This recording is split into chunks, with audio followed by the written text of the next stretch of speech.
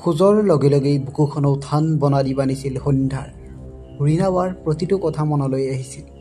সঞ্জীৱৰ লগত সংসাৰ, অকালতে আহি পৰা বৈধব্য জীৱন, তাৰ পিছতো জীৱনটোক নতুনকৈ জীওৱাৰ প্ৰচেষ্টা। ইমানৰ পিছতো এনেকুৱা কি হ'ল যে ৰীণাবাই, ধেই কি ভাবিছে সন্ধ্যাই এইবোৰ? নাই, একো হোৱা নাই ৰীণাবাৰ। ইমান ফূৰ্তিবাজ, ইমান শক্তিশালী বাজনী কোনো বেয়া সিদ্ধান্ত ল'ব নোৱাৰে। কথাখিনি ভাবি ভাবি সন্ধ্যা ৰীণাৰ ৰুমৰ সন্মুখত ৰৈ গ'ল। দুৱাৰখন বন্ধ, ভিতৰত কোনো মানুহ থকাৰ উমান নাই। বুকুখনৰ ধপধপনি বাঢ়ি আহিছে। কপা কপা হাতেৰে দুৱাৰখন খুলিলে সন্ধ্যা। কেৰকেৰকৈ শব্দ এটা কৰি খুলিল। ভিতৰটো অন্ধকাৰ, লাইট অফচোন। সন্ধ্যা সোমাই গৈ মাত দিলে, ৰীণাবা, অ' ৰীণাবা। কোনো উত্তৰ নাই। কেই ছেকেণ্ডমান পাৰ হৈছিল হে, হঠাৎ লাইটটো জ্বলি উঠিল। ৰুমটোৰ চাৰিওফালে লুকাই থকা ৰীণা, দীপা, বিদিশা, কংকনা, ৰুবি, প্ৰিয়াহঁতে চিঞৰি চিঞৰি সন্ধ্যাক বেৰি ধৰিলে। Happy birthday to you. Happy birthday to you. Happy birthday dear Sandhya. Happy birthday to you. Happy birthday to you. Happy birthday to you. Happy birthday dear Sandhya. Happy birthday to you. কোনোবাই ফেনখন চলাই দিয়াৰ লগে লগে ফেনৰ ওপৰত থকা ফুলৰ পাখি আৰু বালিচন্দাবোৰ গোটেই ৰুমটোত বিয়পি পৰিছিল। সন্ধ্যা স্থবিৰ হৈ গৈছিল। আজি 7 মে, তাইৰ জন্মদিন। সেইবাবে এই আয়োজন। কিন্তু তাৰ বাবে এনেকুৱা ভয়ংকৰ মিছা কথা এটা কোৱাটো কি জৰুৰী আছিল? সন্ধ্যাই একো প্ৰতিক্ৰিয়া নিদি ৰৈ থকা দেখি ৰীণাই আগুৱাই আহিছিল। সন্ধ্যাই লগে লগে তাইক সাৱটি ধৰি জোৰেৰে কান্দি উঠিল। ৰীণাই মূৰত হাত ফুৰাই ক'লে, হেই আকৰিজনী, কিয় কান্দিছ? জন্মদিনৰ দিনাও মানুহে কান্দেনে? সন্ধ্যাই কান্দি কান্দিয়ে ক'লে, বহুত বেয়া পাইছোঁ বা তোমালোকক। এনেকুৱা কথা লৈ কোনোবাই ধেমালি কৰেনে? কিমান ভয় খাইছিলোঁ মই। আলসুৱা সন্ধ্যালৈ মৰম লাগি গৈছিল সকলোৰে। ৰীণাই তাইৰ চকুপানীখিনি মুচি দি ক'লে, চৰি অ', আমাৰ এইটোৱেই নিয়ম। প্ৰথমে সাংঘাতিক ভয় এটা খুৱাই লওঁ। মনত নাই বিদিশাক কেনেকৈ ভয় খুৱাইছিলোঁ? বিদিশাইও আগুৱাই আহি ক'লে, এতিয়া কান্দন বন্ধ কৰ আৰু বাথৰুমলৈ গ'ল। কি? নাই নাই, মই এইবোৰ নকৰোঁ দেই বুলি সন্ধ্যা পলাব খুজিছিল যদিও গোটেই কেইজনীয়ে ধৰি প্ৰায় দাঙি নিয়াৰ দৰে বাথৰুমলৈ লৈ গ'ল তাইক। প্ৰথমে চেম্পু মিহলাই থোৱা পানী সোপামান মূৰত ঢালি দিলে বিদিশাই। তাৰ পিছতে সন্ধ্যাই তলকিব নোৱাৰাকৈ তৃষ্ণা বোলা ছোৱালীজনীয়ে তাইৰ মূৰত কণী এটা পেৰেককৈ ভাঙি দেখি। কণীৰ গোন্ধত সন্ধ্যাই চিঞৰি উঠিল, তৃষ্ণা, তোক চাই ল'ম মই। গোটেই জাকে হাঁহি হাঁহি পানী আৰু চেম্পুৰে মূৰটো ধুৱালে তাই। দীপাই ৰুমমেটকো দিব লাগে বুলি কৈ বিদিশাৰ গালৈ পানী এমগ মাৰিলে। বিদিশাও দীপালৈ দলিয়াই পানী ভৰ্তি বাল্টিংটো। দীপা পলাইছিল যদিও সাৰিব নোৱাৰিলে। সিহঁতৰ কাণ্ড দেখি গোটেই উইংটোৰ ছোৱালী কেইজনীৰ হাঁহিত অৱস্থা নাই। সঁচাই, যিমানেই ডাঙৰ নহওক কিয়, সকলো মানুহৰে মাজত এটি শিশু থাকে, যিয়ে সেই শিশুটোক জীয়াই ৰাখিব জানে। জীৱনটোক প্ৰকৃতাৰ্থত তেওঁলোকেহে উদযাপন কৰিব পাৰে। পানীময় হোৱা উইংটোত বেট মেলি মেলি আহিব লগা অৱস্থা। সন্ধ্যা, বিদিশা আৰু দীপা কাপোৰ সলাবলৈ ৰুমত সোমাল। এইটো অৱস্থাত কেক কটা সম্ভৱ নহয়। কেক ৰীণাৰ ৰুমতেই আছিল বাবে তাই সোনকালে আহিবি দেই বুলি বাকীখিনি ছোৱালীৰ লগত নিজৰ ৰুম পালে। টোপনিত লালকাল অভিমান্যু। এনেও সি ৰাতি বৰ বেছি সময় সাৰে নাথাকে। তাতে আজি দিনত নোখোৱাৰ বাবে 11মান বজাতে টোপনিত পৰিল। অহৰহ বাজি থকা মোবাইলটোতো সাৰ পোৱা নাছিল। এনেতে কোনোবাই বাৰে বাৰে মাতি থকা শুনি খকমককৈ উঠিল। বিচনাৰ কাষতে অনুৰণ। চকুকেইটা মোহাৰি হামি এটা মাৰি সি ক'লে, ঐ কোৱা, আজি সন্ধ্যাৰ বাৰ্থডে, ফোন কৰিলা? অনুৰণৰ কথাত জাপ মাৰি উঠিল। হ'ল, পাহৰিয়ে থাকিলোঁ ৰে। সিদিনা তাইক নিজে সুধিছিলোঁ, গিফ্টটো কিনিলোঁ প্ৰিয়াহঁতৰ লগত গৈ, আৰু আজি পাহৰি গ'লোঁ। ধেত তেৰি, থেংক ইউ অনুৰণ, তুমি নজগোৱা হ'লে যে তাই বেয়াই পালেহেঁতেন মোক। অনুৰণে হাঁহি মাৰি ক'লে, বৰ বেছি দেৰি হোৱা নাই, ফোন কৰা এতিয়া। খালি মই কৈছোঁ বুলি নক'বা। অভিমান্যুৱে খৰকৈ ফোন লগালে। তিতা কাপোৰ সাজ সলাই চুলিখিনি টাৱেলেৰে টুকি আছিল সন্ধ্যাই। এই দন্দুৰী কেইজনীয়ে এই ৰাতিখনো মূৰ ধুৱাই এৰিলে তাই। বিদিশা ৰীণাৰ ৰুম পালেগৈ অলপ আগতে। তাকো যাবলৈ ওলাইছে। এনেতে ফোনটো বাজিল। অভিয়ে কৰিছে। নামটো দেখি মুখত এটা হাঁহি বিৰিঙিল তাই। কেতিয়াবা মোবাইলৰ ৰিংটংটো ভাল লাগে, যেতিয়া তাত বিশেষজনৰ নামটো জিলিকি থাকে। ৰিচিভ কৰাৰ লগে লগে মৰমেৰে ক'লে, হেপী বাৰ্থডে জান। ফোনটো কান্ধত থৈ মূৰটোৰে হেলানীয়াকৈ হেঁচি ধৰি চুলিখিনি ফণিয়াই সন্ধ্যাই কৈছিল, থেংকছ গড। তোৰ মনত আছে যে তোৰ বাৰ্থডে আৰু মোৰ মনত নাথাকিবনে? অনুৰণৰ ফালে চকু টিপ এটা মাৰি অভিমন্যুৱে ক'লে, ইছ হ'ব দে, মোৰ গিফ্ট কি দিবি পিছে? দিবলগীয়াতো বহুত আছে, তুমি বা লোৱা নে নোলোৱা? অভিমন্যুৰ কথাত হাঁহি হাঁহি সন্ধ্যাই ক'লে, একদম চান্স পালেই হ'ল আৰু ন, চেনীৰ টেমাটো খুলিয়েই লওঁ মানে। অভিমন্যুৱে হাঁহিছিল, ক কি লাগিব? মোক ধুনীয়া দীঘল চাই মৰাৰ বাখি এটা দিবি না, ৰুমত সজাবলৈ লাগে। বিচাৰিও পোৱা নাই, যিকেইটা পাইছোঁ ভাল নহয়, বাকীবোৰ ছিঙি যায়। সন্ধ্যাৰ কথাত আৰু হাঁহি উঠিল অভিমন্যু। কি আচৰিত ছোৱালী হৈজনী, জন্মদিনত কোনে মৰাৰ বাখি বিচাৰি বাৰু? হ'ব দে, আনি দিম এটা। অনুৰণে হঠাৎ মূৰ তুলি চাইছিল। তাৰ পিছত ৰুমৰ দৰ্জাখন জপাই ওলাই আহিছিল। খুব জোৰেৰে এটা দীঘল উশাহ টানি খালী কৰিডৰটোৰে আগবাঢ়িছিল সি নিজৰ ৰুমলৈ।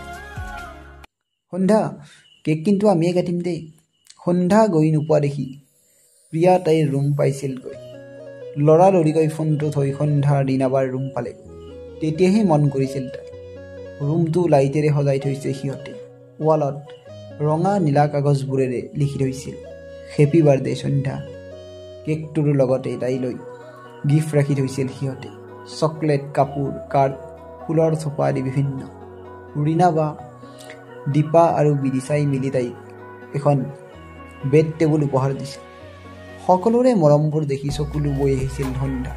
এই অকণমানি পৃথিৱীখন ইমান কম দিনতে ইমান বেছি আপোন হৈ পৰিব বুলি তাই ভবাই নাছিল। সকলোৰে চিঞৰবোৰৰ মাজত তাই কেকটো কাটিলে। সকলোকে খুৱাই ফটো উঠি মেলি প্ৰায় আধা ঘণ্টামানৰ মূৰত ৰুমলৈ আহিছিল উপহাৰবোৰ। বিচনাত পৰি হোৱাটছএপটো খুলি শুভেচ্ছা দিয়া বিভিন্নজনক ধন্যবাদৰ মেছেজ দিয়েছিল তাই। ঘৰৰ পৰা পপৰীহঁতেও ফোন কৰিলে। এইবাৰ প্ৰথম তাই জন্মদিনত ঘৰত নাই। সিহঁতৰো বেয়া লাগিছে চাগে। কিছু সময়ৰ পিছত বাকী থকা এছাইনমেণ্টৰ কামখিনি কৰি শুবলৈ লওঁতেই অনুৰণৰ মেছেজ, হেপী বাৰ্থডে। এতিয়াহে মনত পৰিছে তেখেতৰ। গ্ৰুপৰ মেছেজ দেখিলে চাগে। সন্ধ্যাই উত্তৰ দিলে, ইমান দেৰি? বেয়া পাইছা? অনুৰণৰ মেছেজবোৰ পঢ়িলে কিয় জানো সন্ধ্যাৰ এনেকুৱা লাগে যেন তাৰ মাতটোহে কাণৰ কাষত বাজিছে। বেয়া পাব পাৰি জানো তাক? কেতিয়াও নোৱাৰি। সন্ধ্যাই লিখিছিল, তোমাক বেয়া পাব পাৰি জানো? অনুৰণৰ উত্তৰ, জানো নোপোৱা তুমি বেয়া। Happy birthday once again. Thank you Ron. ৰাতি প্ৰায় দেৰি হৈছিল বাবে বেছি কথা নাপাতি বিচনাত পৰিল সন্ধ্যা। ৰাতিপুৱা আকৌ ক্লাছ। চিগাৰেটটো শেষ কৰি পাটকাইৰ চাদৰ পৰাও যাযাবৰী অনুভৱবোৰ জোকাৰি ৰুমলৈ নামি আহিছিল অনুৰণ।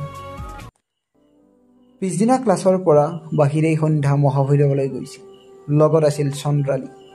মন্দিৰত মহাদেৱৰ আশীষ লৈ সন্ধ্যাৰ অনুৰোধ ৰক্ষা কৰি চন্দ্ৰালীয়ে তাইক লৈ গৈছিল তেজপুৰৰ কেতেকীবাৰীত থকা এখন সুন্দৰ ঘৰলৈ, নৱপ্ৰভাত অনাথ আশ্ৰম। নামটো শুনিয়েই মনটো ভৰি যায় যেন। সঁচাই যেন নতুন পুৱাৰ এজাক ৰদে জীপাল কৰি ৰাখে এই ঘৰটি। চন্দ্ৰালী আগতেও গৈ থকাৰ বাবে তাইক ইয়াত সকলোৱে চিনি পায়। তাইক দেখিয়েই কণ কণ ল'ৰা ছোৱালীকেইটা দৌৰি আহিল। সন্ধ্যাক চিনাকি কৰাই দিলে চন্দ্ৰালী। সিহঁতে লৈ যোৱা চকলেট আৰু খোৱা বস্তুবোৰ বিলাই দিছিল ল'ৰা ছোৱালীখিনিৰ মাজত। আশ্ৰমখন চোৱা চিতা কৰা মন্দিৰা বাই সন্ধ্যাতক সন্মুখৰ ডাঙৰ কোঠাটোত বহিবলৈ দিলে। এই কোঠাটোৰ চাৰিওফালে থকা সৰু সৰু কোঠাবোৰতে সিহঁতবোৰ থাকে। সন্ধ্যাক আৱৰি ধৰি সিহঁতে কত যে কথা সুধিছিল। জ্যোতি নামৰ কণমানি ছোৱালীজনী তাইৰ কোচতে বহিছিল। তাইৰ জন্মদিন বুলি গম পাই এজনী ছোৱালীয়ে আৰ্ট পেপাৰত হেপী বাৰ্থডে বুলি লিখি আনি দিছিল সি। তাৰ পিছত গীত লগাই সিহঁতৰ লগত সন্ধ্যাই পাক বিহু নাচি দেখুৱালে। সময়খিনি কিদৰে পাৰ হৈ গ'ল গমেই নাপালে। সিহঁতবোৰৰ সৰু সৰু মৰম লগা কোলাহলে অন্তৰখন যেন হাত পেলাই দিলে। অহাৰ সময়ত দুইজনীমানৰ চকু ফুৰি আহিছিল। সন্ধ্যাই মৰম কৰি আকৌ আহিম বুলি কথা দিছিল। আচৰিত হৈছিল তাই, মানুহ ইমান হৃদয়হীন হ'ব পাৰেনে? এইহেন দেৱশিশুকেইটাক মমতাৰ পৰা বিসৰ্জন দিব পাৰেনে? অহাৰ আগত মন্দিৰাবাৰ পৰিচয় সেৱা কৰি গৈছিল সন্ধ্যাই। মন্দিৰৰ পূজাৰীতকৈ আপুনি অধিক পুণ্যৰ কাম কৰি আছে বা নৱপ্ৰভাতৰ সমান পবিত্ৰ ঠাই মই কতো পোৱা নাই। সন্ধ্যাই ঠিক কৰিছিল তাই মাজে মাজে তালৈ গৈ থাকিব। জীৱনটোৰ প্ৰতি যেতিয়া আমাৰ অভিযোগ আহে, তেতিয়া যদি আমি এবাৰ অনাথ আশ্ৰমলৈ গৈ চাওঁ, আমাৰ হয়তো নিজৰ অভিযোগৰ ওপৰতে হাঁহি উঠিব। আবেলি এছেঞ্চিয়েলত আকৌ সন্ধ্যাৰ জন্মদিনৰ আয়োজন। এই ঠাইডোখৰতে কিমানৰ জন্মদিনৰ সাক্ষী আছে ঠিক নাই। গোটেইবোৰ মিলি কেক আৰু বেলুন যোগাৰ কৰিছিল। অভিমন্যুৱে সন্ধ্যাৰ বাবে কেতিয়াবাই অৰ্ডাৰ কৰি আনি থোৱা এখন কিতাপ তুলি দিছিল তাইৰ হাতত, লগতে তাই বিচৰা সেই বিশেষ মৰাৰ পাখি এটা। আজি এটা ক্লাছ ক্ষতি কৰি সি টাউন গৈছিল, তাৰ পৰাই বিচাৰি বিচাৰি আনি দিছিল তাই।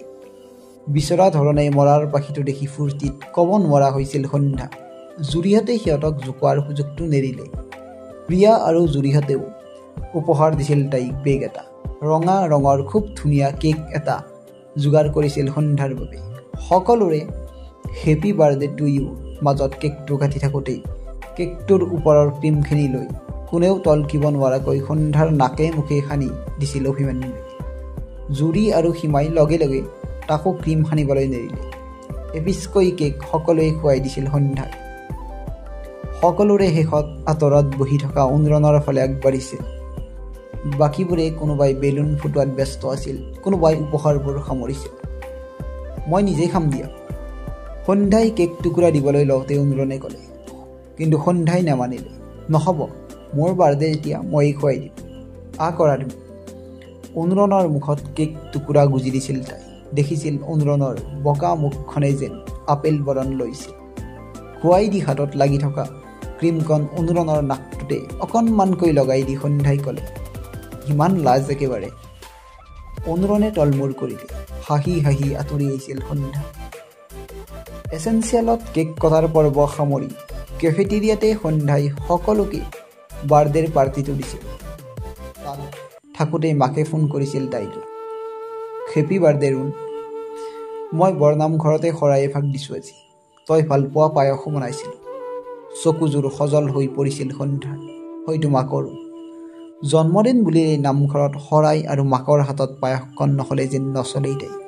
কিন্তু আজি মাকৰ আগত একো নোহোৱা যেন দেখালেও চেৰেং চেৰেংকৈ মনত পৰিছে আজি সন্ধ্যাৰ ঘৰখনলৈ। অৱশ্যে ইয়াৰ এই আপোন মানুহখিনিৰ মৰমে দুখবোৰ পাতলাইছিল। সকলোৰে মৰমৰ মাজেৰে জন্মদিনৰ সন্ধিয়াটো খুব সুন্দৰকৈ পাৰ হৈছিল সন্ধ্যা। জন্মদিন শেষ কৰি সকলো সোনকালে হোষ্টেললৈ উভতিছিল। প্ৰেজেণ্টেশ্যনবোৰ শেষ হোৱাই নাছিল, গতিকে কাৰো আজৰি নাই। তাৰ মাজতো যেন সকলোৱে সন্ধ্যাৰ জন্মদিনটো পাতিলে, সেইটোৱেই যথেষ্ট তাইৰ বাবে। হোষ্টেল গৈ পোৱাৰ পিছতে এবাৰ সিদ্ধাৰ্থ দা আহিছিল। তাইলৈ ডাঙৰ কেডবেৰী চেলিব্ৰেশ্যন এটা আনিছিল। বেচেৰাই কামৰ হেঁচাত দিনটো পাহৰিয়ে গৈছিল। সন্ধ্যাই বুজি পায়। প্ৰথমে অলপ অভিমান কৰি দেখুৱালেও পিছত ভালদৰেই কথা পাতিছিল তাক। সিদ্ধাৰ্থৰ হাততে শিখা বায়ু তাইৰ বাবে পুতলা এটা দি পঠাইছিল। হ'বলগীয়া বৌয়েকৈ ননদৰ প্ৰতি মৰম। আঁকোৱালি লৈছিল তাই পুতলাটো। দুই এষাৰ কথা পাতি সিদ্ধাৰ্থ যোৱাৰ পিছতে আকৌ প্ৰেজেণ্টেশ্যনৰ কামত লাগিছিল সন্ধ্যা। কাঞ্চনজংঘাৰ পুলটোত অকলশৰে বহি আছে ময়ূৰ। সময় ৰাতি ৯ মান বাজিছিল হ'বলা। ৰাস্তাত বৰ বেছি মানুহ নাই, ফিল্ডতহে খেলি আছে দুটামানে। এনেতে অভিমন্যু বহিলহি তাৰ ওচৰত। কাণৰ হেডফোনডাল খুলি মাত দিলে মৌৰে, বাৰ্থডে শেষ? সন্ধ্যাৰ বাৰ্থডে শেষ। অভিমন্যুৰ কথাত হেতা হাঁহি এটা মাৰিলে ময়ূৰে। অভিমন্যুৱে তাৰ কান্ধত হাত দি কৈছিল, কিয় এনেকুৱা উত্তৰ? কিয় ইমান বেছি উদাসীন জীৱনটোৰ প্ৰতি? নিজৰ জন্মদিনটো এনেকৈ লুকাই ৰাখেনে মানুহে? সন্ধ্যাৰ লগতে আজি তোৰো যদি বাৰ্থডে চেলিব্ৰেট কৰিলোঁ হয়, বেলেগৰ নহ'লেও মোৰ ভাল লাগিল হয় ফাই। সকলো সন্ধ্যাৰ লগত ব্যস্ত আছে, মোৰ বাহিৰেতো কোনেও নাজানে যে আজি তোৰো জন্মদিন। মৌৰে হাঁহি মাৰি উত্তৰ দিলে, তই জান নহয়, হৈ যাব। কি হৈ যাব? ইমান অকলশৰে কেনেকৈ থাক তই মোৰ, ভয় নালাগে তোৰ? উত্তৰত মৌৰে মাত্ৰ হাঁহিলে। অভিমন্যুৱে আকৌ সুধিলে, হাঁহিলি যে? অভিমন্যুৰ প্ৰশ্নৰ উত্তৰত সন্মুখৰ ফিল্ডখনলৈ চাই মৌৰে নিজকে কোৱাৰ দৰে কৈছিল, ৰাতি সুধিছ এন্ধাৰলৈ ভয় লাগেনে বুলি, হাঁহি নুঠিবনে? কিছু সময় কোনেও একো কোৱা নাই। মৌৰে একেথৰে ফিল্ডখনলৈ চাই আছিল। অভিমন্যুৱে মাত্ৰ চাই ৰৈছিল তালৈ। বল। হঠাৎ অভিমন্যুৱে থিয় হৈ ক'লো বলচোন যাই ফেলে। অভিমন্যুৱে হাতত ধৰি আনিছিল মৌৰক। পাটকাৰ ভিতৰত সোমাই অভিমন্যুৰ ৰুম পাইছিলগৈ সিহঁত। ৰুমমেট প্ৰণয় দা তেতিয়া লাইব্ৰেৰী। অভিমন্যুৱে পকেট এটাৰ পৰা সৰু কেক এটা উলিয়াই আনিলে। মৌৰে অস্বস্তিত ক'লে, সেইবোৰ কিয় কৰিছ অভি? জানই যে মই। তাৰ কথা শেষ কৰিব নিদি অভিমন্যুৱে কৈছিল, এতিয়াতো আমাৰ বাহিৰে কোনো নাই। তই শপত দি থোৱাৰ কাৰণে কাকো নক'লো মই। এতিয়া প্লিজ নক'লো। তোৰ বাৰ্থডে এনেকৈ যাব দিব নোৱাৰোঁ মই। Cake cut. বাধ্য হৈ কেকটো কাটিলে মৌৰে। অভিমন্যুৱে অকলেই গাইছিল, হেপী বাৰ্থডে টু ইউ। এনেকৈয়ে সংগোপনে হৈ গৈছিল মৌৰৰ জন্মদিন। অভিমন্যু আচৰিত হয়। এক আচৰিত সাঁথৰৰ সাগৰ এই ল'ৰাটো। ৰাতি প্ৰায় 11টা বাজিছিল। দিনটোত পোৱা উপহাৰবোৰ চিজিল লগাই শুবলৈ লৈছিল সন্ধ্যা। অভিমন্যুৱে দিয়া কিতাপ দেখি মনটো ভৰি গৈছিল তাইৰ। ডক্টৰ ভৱেন্দ্ৰনাথ শইকীয়াৰ উপন্যাস সংকলন। সি জানে যে শইকীয়া ছাৰ তাইৰ প্ৰিয় ব্যক্তি। তেখেতৰ গল্প বহুখিনি পঢ়িছে যদিও মৰমৰ দেউতাৰ বাহিৰে বাকীকেইখন পঢ়া হোৱা নাছিল তাইৰ। এতিয়া গোটেইকেইখন একেলগে পাইছে যেতিয়া আৰু কি লাগে। টেবুলৰ ওপৰতে দেখাকৈ থৈ দিছিল তাই কিতাপকেইখন। লগতে সি দিয়া মৰাৰ পাখিটো ওলমাই দিছিল বেৰত। পাখিটোৰ তলৰ ফালে আঠা দি বেৰত পৰি নোযোৱাকৈ লগাই দিছিল। শুবলৈ বুলি বিচনাত উঠিলছিলহে এনেতেই অনুৰণৰ মেছেজ আহিল, এবাৰ তললৈ আহিব পাৰিবানে? সেই ৰাতিখন কি হ'ল ইয়াৰ? কিয়? তাই দিলে, আহা না এবাৰ। অনুৰণৰ কথাত সন্ধ্যা নামি আহিছিল সোৱণশিৰিৰ তললৈ। গেটখনৰ সন্মুখতে সি ৰৈ আছে, হাতত এটা পেকেট এটা। তাই ওচৰ পাওঁতেই সেই দীঘলীয়া 4চকীয়া পেকেটটো তাইলৈ আগবঢ়াই দিলে অনুৰণে। Happy birthday. সন্ধ্যা আচৰিত হৈছিল। দিনটোৰ শেষত তাইৰ বাবে কি উপহাৰ আনিলে সি। তাইৰ মনৰ ভাৱ বুজিয়ে সি ক'লে, আগতে আৰ্ট শিকিছিলোঁ, এনেই আঁকিছিল বহুদিনৰ মূৰত চাবাচোন। কথাখিনি কৈয়ে নৰল সি। সন্ধ্যাও উভতি আহিল। ৰুম পাই লগে লগে পেকেটটো খুলিলে তাই। খুলিয়েই আচৰিত হৈছিল। অনুৰণে দিয়া উপহাৰটো আছিল এখন গ্লাছ পেইণ্টিং, আৰু পেইণ্টিংখন আছিল এটা মৰাৰ পাখিৰ। ইমান ধুনীয়া পেইণ্টিং দেখি সন্ধ্যা থৰ হৈ গৈছিল চকু। এনেই লাগিছিল যেন আইনাৰ ভিতৰত কোনোবাই সঁচা সঁচি পাখি এটাই ভৰাই থৈছে। পেইণ্টিংখনৰ তলতে সৰু সৰু আখৰেৰে লিখা আছিল, জীৱনে যদি কেতিয়াবা ৰং সলাবলৈ এৰে, তাতো যেন তুমি হাৰি থাকা মৰাৰ পাখিৰ দৰে। তলতে তাৰ নামটো অনুৰণ। সন্ধ্যাই কি বুলি ধন্যবাদ দিব ভাবি পোৱা নাছিল। ফোনটো লগালে অনুৰণৰ। ৰণ, কি ক'ম তোমাক, থেংক ইউ ছ' মাছ। ইমান ধুনীয়া লাগিছে পেইণ্টিংখন, মানে সঁচাকৈ মই কি বুলি কওঁ বুজি পোৱা নাই। বেষ্ট গিফ্ট এইটো মোৰ বাবে। থেংক ইউ সন্ধ্যা। সন্ধ্যাই আকৌ ক'লে, বাইদেৱে ইমান টেলেণ্টেড বুলি জনা নাছিলোঁ আকৌ আপোনাক। তথাপিও অহংকাৰ নাই দেখিছা। তাৰ কথাত হাঁহি উঠিছিল তাৰ। এই যে ল'ৰাটো নহয়। ফোনটো থৈ সন্ধ্যাই ৰুমটোত তাইৰ বিচনাৰ কাষেৰে ৱালখনৰ ওপৰত এটা গজালত ওলমাই দিছিল পেইণ্টিংখন। মনটো কিবা এটা অনামী অনুভৱে ভৰাই তুলিছিল তাই। বিচনাত শুওঁতে সন্ধ্যাই দেখিছিল, এফালে য'ত ফেনৰ বতাহত এই সৰুকৈ কঁপি কঁপি উৰি আছিল অভিমন্যুৱে দিয়া মৰাৰ পাখিটো, আনফালে বতাহৰ মাজতো স্থিৰ হৈ ৰৈ আছিল অনুৰণে আঁকি দিয়া মৌৰাৰ পাখিৰ কেনভাছখন।